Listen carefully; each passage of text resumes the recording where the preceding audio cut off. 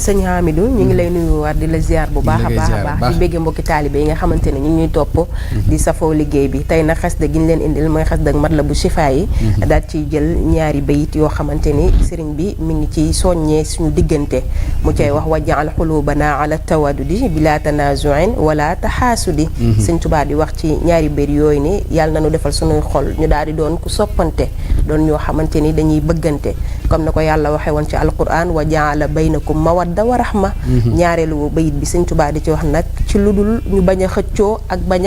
a doon koo xamante ni dañuy iñaanante mooy bila tanazuin wala taxaasudin noonu la doon muslu ci ki nga xamante ni sañaam mooy borom ak iñaan ndax wax na wa kun muizan lana min charri zi hasadin kon nag yàlla nañ ci yàlla musal te yàlla bu mu dal ñun ñi nga xamante ni noo bokk borom Tuubaa rawatina ummatul islam mu daal cee tegtale nag wala taxaasumin wala tadaaburi sëñ Tuubaa nee na bu ñu xuloo wante ci sunu biir waaye tak bu ñu wanantey li nga xamante ni mooy ginnaaw wala tabaudin te nee na bu ñu bañante wala tanaafurin te bu ñu dawante loolu nag ab soññee la ci suñu diggante ñun murit ci rawatina ummatul islam ñu daal di doon benn daal di bëggante te yonent bi alayhi salaatu salaam rek tax waaye te it borom Tuubaa mi ñu boole ndax ay murit dañoo war a ànd doon benn loolu daal laa la indi loon sëñ am mu doon xasida du jour ñu daal di koy jëlee ci xasida gi nga xamante ni mooy Matlabu Chifa yi mu doon xasida goo xamante ni képp koo xamante ni rek bëgg nga ak wér ak mucc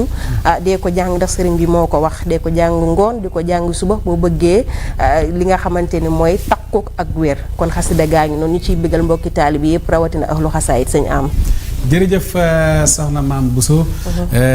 lu am solo nga wax ci xasida gi dina lay dal ngay jël xasida miin ko benn bis nga ñëw ci benn bëy rek mel ni yaa ngi koy door a xam tey waaw loolu day am ndax yéene ji may bëgg di wax ci xasida gi man loolu moo may dal ci xasida te fekk na dama koy miin baax di ko durus bu mokkal ko wala nga xam ne lii moom xasida gi jekku nga ko benn bis benn bayit ñëw rek mu mel ni tey nga mës a gis bayit bi mu mel waaw loolu ci mbindum ku tedd ki la loolu ci mbindum ku tedd ki moom moo koy def te da lay leer ne xasida gi yàgg nga koo jàng miin nga ko waaye boo ko déggee automatiquement rek day mel ni lu yees ci yow yaa loolu mbindum ku tedd ki la ndax mbindam bi la mu waxoon rek da di woon xëjat xasaayidi xulubal anbiya yi ma al malaayikati inda rabbiya loolu nag doonul mbind mu ndaw te waxoon na mbindam mi nañu xam ni tan xulu ca su sunu borom fa lay toxoo